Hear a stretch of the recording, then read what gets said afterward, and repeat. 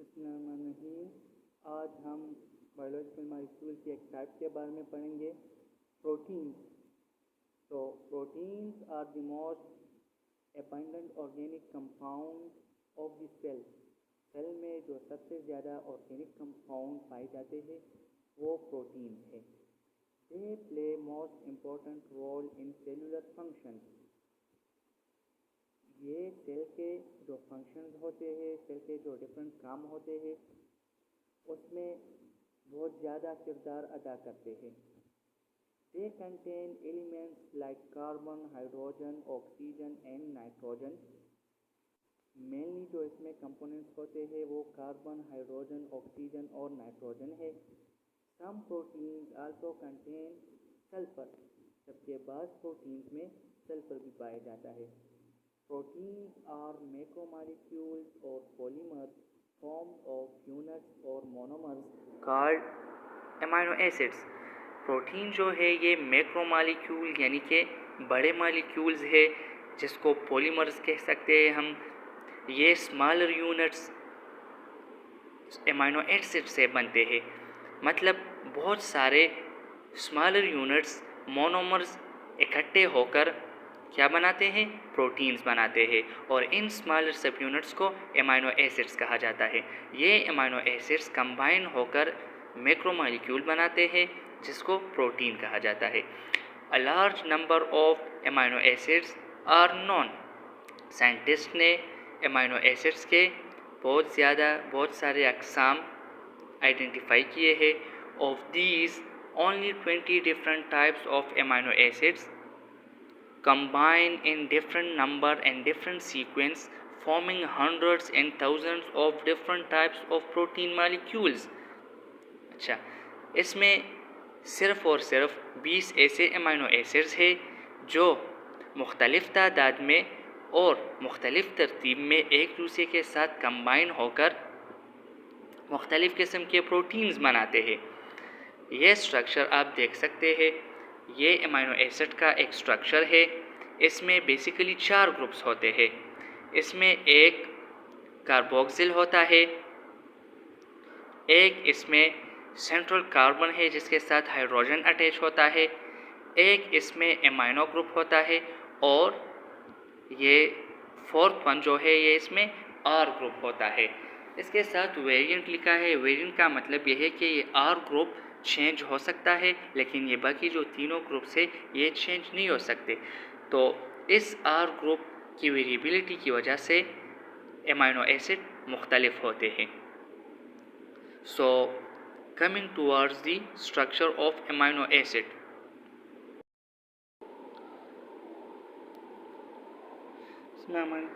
Let's discuss structure of amino acids. So amino acids are basically carboxylic acids having amino groups। आम तौर पर ये जो amino acids है ये कार्बोक्सिलिक एसिड्स होते हैं जिसके साथ अमीनो ग्रुप्स अटैच होते हैं। Each amino acid has a central carbon atom called alpha carbon। Her amino acid में एक सेंट्रल, एक मरकज़ी कार्बन होता है जिसको अल्फा कार्बन कहा जाता है। There are 4 different groups attached to the alpha carbon। और एक अमीनो एसिड में अल्फा कार्बन के साथ 4 ग्रुप्स अटैच होते हैं। These are amino group, carboxyl group, hydrogen of alpha carbon and R group. ये आप इस स्ट्रक्चर में देख सकते हैं कि इसके साथ जो अल्फा कार्बन के साथ एक हाइड्रोजन ग्रुप अटैच है, दूसरा कार्बोक्सिल ग्रुप है, तीसरा एमाइनो ग्रुप है और चौथा आर ग्रुप है। The former 3 attached to the alpha carbon are constant members and are present in all amino acids, while the fourth one R group is variable। ये जो तीनों groups है आर ग्रुप के अलावा ये कांस्टेंट होते हैं। हर एक अमीनो एसिड में ये तीनों के तीनों ग्रुप्स मौजूद होते हैं, इसमें कोई चेंज नहीं आता। जबकि आर ग्रुप वेरिएबल होता है, इसमें चेंज आती है। इट इज़ आइदर हाइड्रोजन और अल्काइल ग्रुप। ये या तो हाइड्रोजन ग्रुप होगा और या अल्काइल ग्रुप होगा। Due to this variable the amino acids are different from one another, और इस चेंज की वजह से हर एक एमाइनो एसिड एक दूसरे से मुख्तलिफ है। ये मुख्तलिफ एमाइनो एसिड्स के स्ट्रक्चर दिए गए हैं, जैसा कि हमने पढ़ लिया कि एमाइनो एसिड में जो आर ग्रुप होता है वो वेरिएबल होता है, यानी कि मुख्तलिफ होता है। इस बेस पर हर एक एमाइनो एसिड दूसरे एमाइनो एसिड से मुख्तलिफ हो सकता है। ये 3 एमाइनो एसिड है, ग्लाइसिन, लाइसिन और फिनाइल एलानिन। इसमें हम देख सकते हैं कि जो एमाइनो ग्रुप है यानी कि NH3, ये तीनों के तीनों एमाइनो एसिड्स में मौजूद है। इसी तरह ये जो H है कार्बन का, ये भी हर एक एमाइनो एसिड में मौजूद है। इसी तरह हम देख सकते हैं कि कार्बोक्सिलिक एसिड या कार्बोक्सिलिक ग्रुप भी हर एक एमाइनो एसिड में मौजूद है। ये तीनों के तीनों एमाइनो एसिड्स में सेम है, जबकि अगर हम इस फोर्थ वन ग्रुप की बात करें जो आर ग्रुप है, ये वेरिएबल है तीनों एमाइनो एसिड में। ये तीनों एमाइनो एसिड में चेंज है, सेम नहीं है, जिसकी वजह से ये एमाइनो एसिड एक दूसरे से मुख्तलिफ है। A bond called peptide bond links amino acids in a protein molecule to each other. Protein molecule में एमाइनो एसिड एक दूसरे के साथ एक बांड के ज़रिए लिंक होते हैं या जुड़े होते हैं, जिसको पेप्टाइड बांड कहा जाता है। The peptide bond is formed between the carboxyl group of one amino acid and the amino group of another amino acid. ये जो पेप्टाइड बांड होता है ये एक अमीनो एसिड के कार्बोक्सिल ग्रुप और दूसरे अमीनो एसिड के अमीनो ग्रुप के दरमियान बनता है, और ये जिस रिएक्शन के ज़रिए बनता है उसको कंडेंसेशन रिएक्शन कहा जाता है। और condensation reaction is the reaction in which one water molecule is formed. Condensation reaction वो रिएक्शन होता है जिसमें वाटर का एक मॉलिक्यूल बनता है।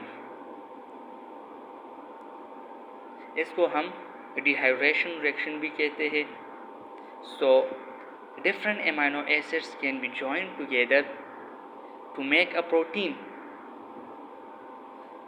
मुख्तलिफ अमीनो एसिड एक दूसरे के साथ कंबाइन होते हैं, जॉइन होते हैं, जो कि एक प्रोटीन बनाते हैं।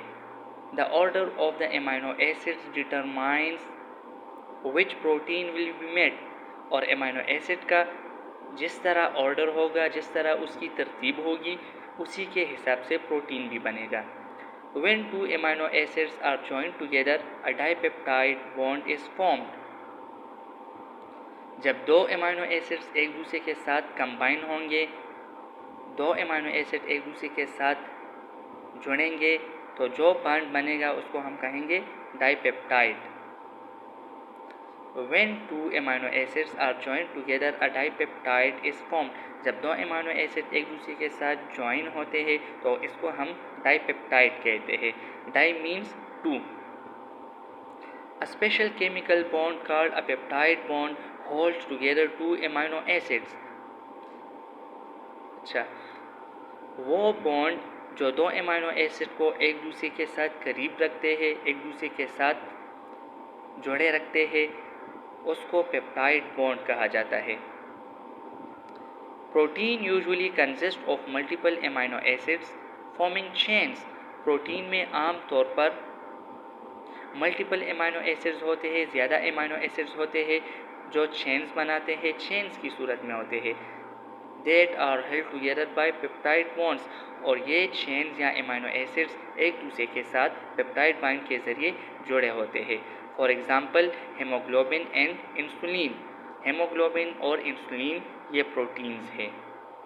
सो स्ट्रक्चर ऑफ हेमोग्लोबिन, हम यहाँ पर स्ट्रक्चर देख सकते हैं कि इसमें अल्फ़ा चेन्स है, बीटा चेन्स है, और इसके साथ साथ हीम मॉलिक्यूल है जिसके साथ आयरन का एटम अटैच है। Haemoglobin is an oxygen carrying protein in the red blood sales which consist of 4 polypeptide chains. ये हेमोग्लोबिन प्रोटीन ये रेड ब्लड सेल्स में पाया जाता है। ये एक ऐसा प्रोटीन है जो ब्लड में ऑक्सीजन को कैरी करता है। ये 4 पॉलीपेप्टाइड चेन से बना होता है। While an insulin molecule consist of 2 polypeptide chains, जबकि इंसुलिन मॉलिक्यूल जो है ये एक ऐसा प्रोटीन है जो ब्लड में शुगर के लेवल को कंट्रोल करता है, शुगर के लेवल को मेंटेन करता है। इंसुलिन प्रोटीन जो है 2 पॉलीपेप्टाइड चेन से बनता है। The number and the sequence of amino acid in a protein molecule is highly specific for its normal function. किसी भी प्रोटीन में एमिनो एसिड की तादाद और एमिनो एसिड की सीक्वेंस और तरतीब उसके नॉर्मल फंक्शन के लिए बहुत ही ख़ास है, बहुत ही स्पेसिफिक है। अगर प्रोटीन में एमिनो एसिड की वो सीक्वेंस, वो तरतीब और वो तादाद मौजूद होंगी तो प्रोटीन अपना काम सही तरीके से कर सकेगा। अगर कोई एक एमिनो एसिड भी कम होगा या मिसप्लेस हो जाएगा, एक की जगह दूसरा एमिनो एसिड रिप्लेस हो गया, तब प्रोटीन एबनॉर्मल बनेंगे और वो ठीक तरह से अपना काम परफॉर्म नहीं कर सकेगा, जिसकी वजह से डिजीज कंडीशन पैदा होगी।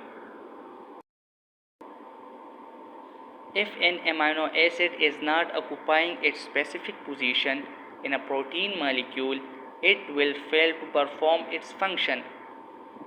अगर एक एमिनो एसिड एक प्रोटीन में अपने ख़ास जगह पर मौजूद नहीं होगा तो प्रोटीन अपना काम परफॉर्म करने में, अपना काम सरअंजाम देने में फेल होगा, वो फिर अपना काम नहीं कर सकेगा। For example, if 1 out of 574 amino acids in a hemoglobin molecule is not present in its specific position, then hemoglobin changes its normal globular shape and becomes sickle shaped. Haemoglobin जो normal protein है, इसमें normally 574 amino acids पाए जाते हैं। अगर इसमें एक amino acid भी कम हो गया या एक अमीनो एसिड की जगह दूसरा अमीनो एसिड आ गया तो हेमोग्लोबिन प्रोटीन का जो ग्लोबुलर शेप है, जो इसका नॉर्मल शेप है, वो चेंज हो जाएगा। किस फॉर्म में? सिकल शेप में। सिकल शेप आप इस फिगर में नीचे देख सकते हैं। ये क्रिसेंट मून की तरह या फार्मर्स जो एक टूल यूज़ करते हैं उसकी तरह बन जाएगा, इसलिए इसको नाम दिया गया है सिकल सेल।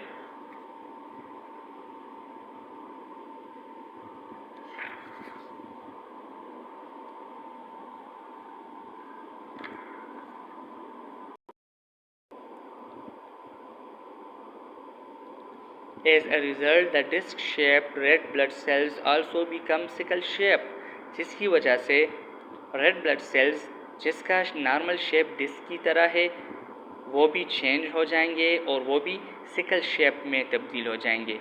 तो रेड ब्लड सेल्स का शेप भी सिकल की तरह हो जाएगा। In sickle cell haemoglobin molecule glutamic acid is replaced by valine.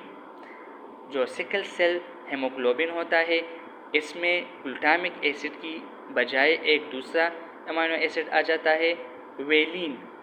तो valine amino acid glutamic acid की जगह आ जाता है, जिसकी वजह से हेमोग्लोबिन का जो ग्लोबुलर स्ट्रक्चर है वो सिकल शेप में तब्दील हो जाता है और वो अपना काम परफॉर्म नहीं कर सकता। Such type of haemoglobin can not perform its function and the person with sickle cell haemoglobin dies, जिसकी वजह से इंसान की मौत भी हो सकती है।